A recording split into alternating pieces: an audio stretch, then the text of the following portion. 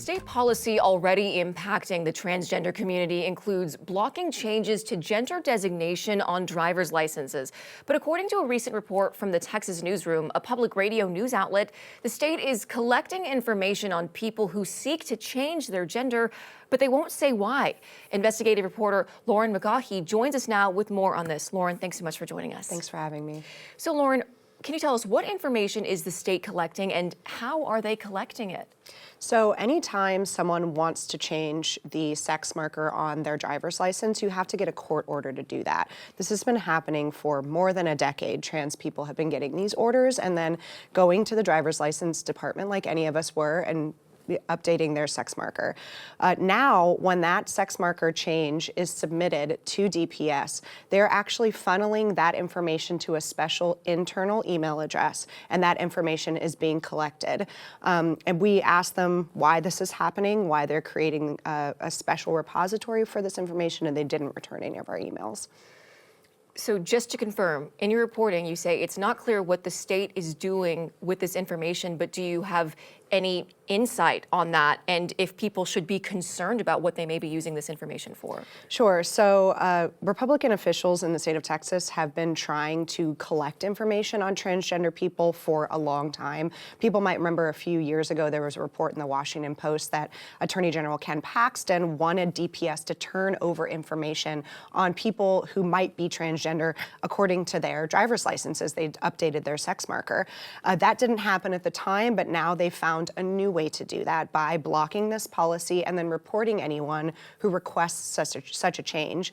We know that since the policy change went into effect in August, that at least 80 people have been reported to this internal email server at DPS. We just got that new information about a week ago, so it's about twice as much as what we thought just a few weeks ago. And since you're reporting, what response are you hearing from the state and from the transgender community? So the state hasn't responded to any of our emails. We've reached out to the governor's office, to the attorney general, to DPS, and we've gotten no response, not even an acknowledgement that we asked any questions. And you can guess that the trans community is coming to us in droves asking, what should I do? How do I know if I'm on the list? How do I know they've collected my information? When we got these records back, all of the personal identifiable information for people like names, driver's license, all that was redacted. So all we have is the sheer number of people who've been reported, but we don't actually know their identities. And I would, I told these individuals who reached out to me, and I would tell anyone watching who's trans, that if you request a change to your gender marker on your birth certificate or your driver's license now, it's very likely, in fact, it's probable that you will be reported to this internal collection department. So if that is something you're not comfortable with, since we don't know what they're doing with that information, then you probably shouldn't update those documents at this time. And that is a frightening concept, that this information is being used and no one knows for, and they're not responding to your messaging. You've clearly done a lot of digging on the story. And previously, changing gender or sex identification on driver's license was allowed. What happened?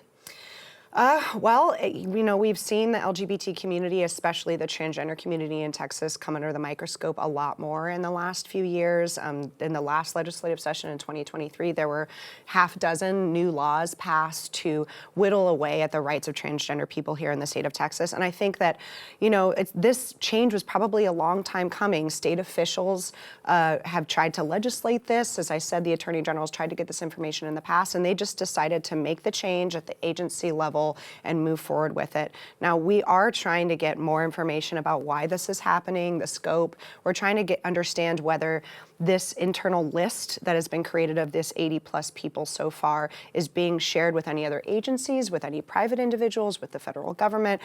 So we're filing more records requests. We're getting more information every day, but right now it's a big question mark.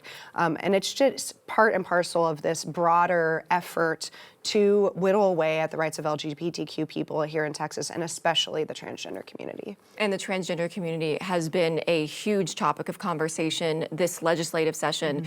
We will definitely continue to stay tuned for what you report next. Lauren, thank you so much for coming on and sharing your perspective. You're welcome. Thanks so much for watching. Be sure to like and subscribe and leave us a comment below to let us know your thoughts on this video. And don't forget, you can watch full episodes of Austin Insight for free in the PBS app.